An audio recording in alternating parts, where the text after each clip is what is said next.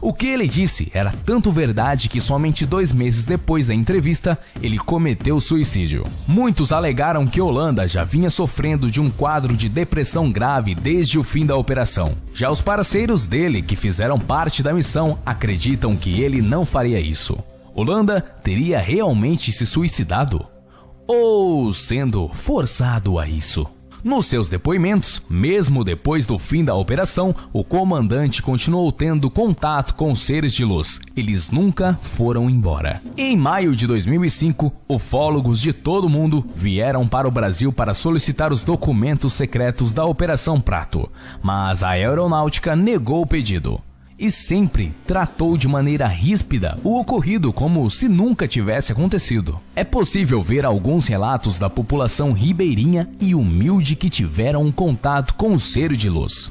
Embora a aeronáutica negue qualquer tipo de envolvimento na operação, alguns documentos vazaram e foram publicados em uma revista chamada UFO Documento. Alguns jornais da época também faziam menções do ocorrido.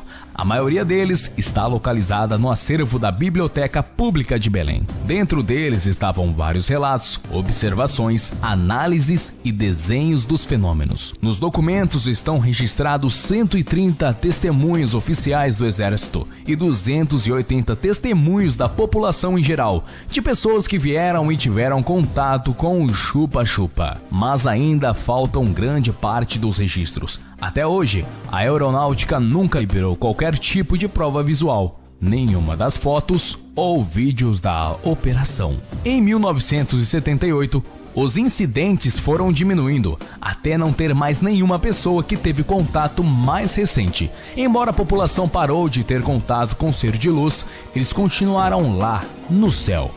Vários relatos atuais dizem que eles continuam aparecendo até hoje, mesmo sem ter relatos atuais de pessoas que foram machucadas pelo chupa-chupa. Ou pelo menos que nós temos conhecimento. Esse foi um dos casos mais fascinantes da ufologia mundial. Se aqui eles tentam esconder com tudo que podem, imagina nos outros lugares do mundo que não temos contato. Objetos voadores não identificados são sempre fascinantes. Seriam seres de outro planeta? Se for, o que eles estariam fazendo aqui? O que eles estavam fazendo com os corpos da população ribeirinha? Se não forem seres de outro planeta, seria alguma arma ultra secreta em teste?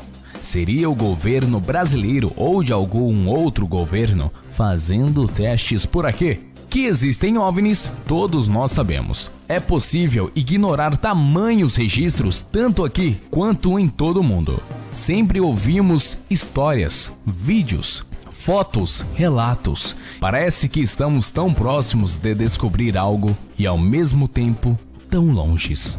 O que seriam esses fenômenos? Se forem extraterrestres, o que eles estariam querendo conosco? Seria a Operação Prato a maior operação do mundo? Ou será que é porque nós não conhecemos outras operações? São muitas perguntas para poucas respostas, mas uma coisa é certa: tem algo acontecendo e está muito além do nosso conhecimento. Hay una polémica por esto. Algunos hablan de un misil y otros tienen la tesis de que es un ovni. La secuencia muestra una sorpresa adicional que provocó que expertos aseguraran que el accidente se produjo luego que un ovni o un misil rozara levemente contra una de las alas del caza. En esta imagen se aprecia como un objeto alargado pasa por debajo de la aeronave en dirección contraria y a una velocidad similar, lo cual, según los expertos, pudo haber causado una alteración de la carga aerodinámica que provocó que los pilotos perdieran el control. Aunque algunos expertos aseguran que se trata de un misil tierra-aire, para otros no cabe duda que se trata de un tipo de ovni conocido como tabaco, que pasó inadvertidamente sobre el lugar. En esta otra imagen, cuando ya el avión viene en franca picada, otro objeto similar pasa cerca suyo, en la misma dirección y con la misma velocidad del primero, aumentando el misterio sobre su origen. Por ahora, los dos pilotos que sobrevivieron al eyectarse del avión son los únicos que pueden aclarar la verdad sobre si hubo ovnis en el cielo ucraniano ese día, versión que parece confirmarse ante la decisión de sus superiores de separarlos totalmente, luego que se conoció el nuevo video del accidente. Ilha da Fumaça preparam o próximo show, o 1000º com o Tucano P-27. Sábado, Santos, litoral de São Paulo. Às 5 da tarde, o esquadrão de demonstração aérea se exibe para a multidão na praia. 5 para as 6. O capitão Barreto começa a última manobra. De repente, a asa direita se desprende e cai. O piloto consegue desviar o avião na direção do mar e aciona a cadeira ejetável, apenas 3 segundos antes do avião se espatifar. Eduardo Santiago, de 16 anos, foi atingido pela asa e morreu. Os peritos da aeronáutica não sabem como explicar o acidente. Os aviões Tucano da Esquadrilha da Fumaça são reforçados para suportar as manobras. A manutenção é quase obsessiva.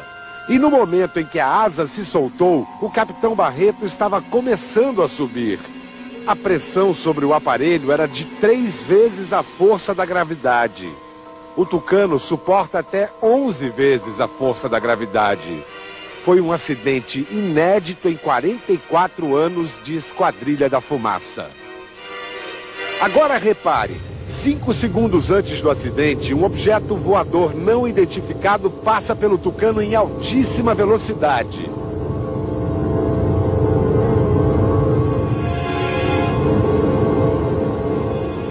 Será que esse estranho objeto tem algo a ver com o acidente? O capitão Barreto está hoje na base aérea de Fortaleza. A convite do Fantástico, ele assistiu às imagens em que aparece o suposto OVNI. Durante o voo, eu realmente não observei isso aí. Na sua opinião, o que seria esse objeto? É um mistério. Eu realmente não consigo explicar. A velocidade que ele passa é uma velocidade muito alta. E interessante também o tamanho dele. É um tamanho pequeno, né? Em relação ao todo da aeronave, que a gente pode observar, o comprimento da aeronave são 10 metros de comprimento.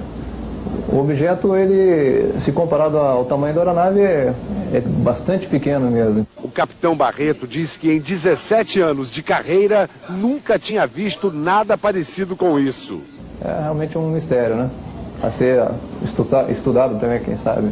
O ufólogo cearense Reginaldo de Ataíde, que há 36 anos pesquisa os chamados OVNIs, processou as imagens do objeto no computador.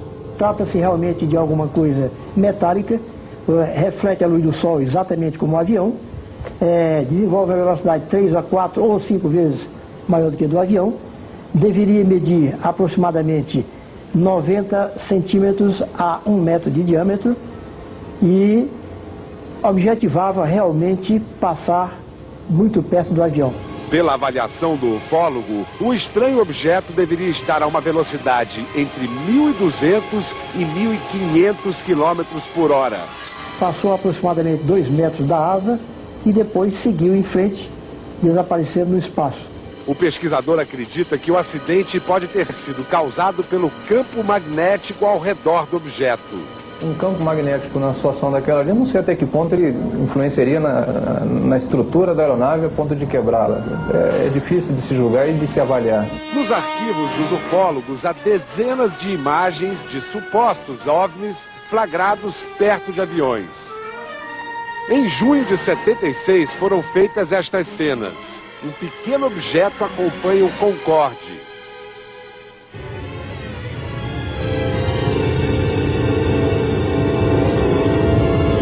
Em setembro de 93, Alejandro Leal filmava a evolução de helicópteros durante uma parada militar na cidade do México e fez este registro.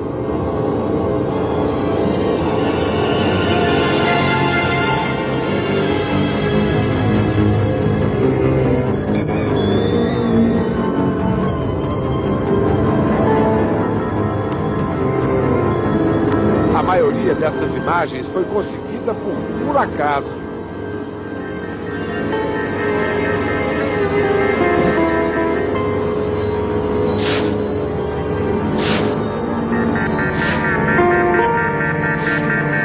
O laudo oficial sobre o acidente com o Tucano ainda não saiu. Mas o capitão Siqueira, coordenador da Esquadrilha da Fumaça, diz que houve fadiga no material das ferragens de suporte. Todos os aviões da frota receberam reforços e já voltaram a fazer voos de treinamento. Com relação à imagem do estranho objeto que aparece perto do Tucano, o capitão Siqueira foi seco. Não tenho elementos para falar sobre isso.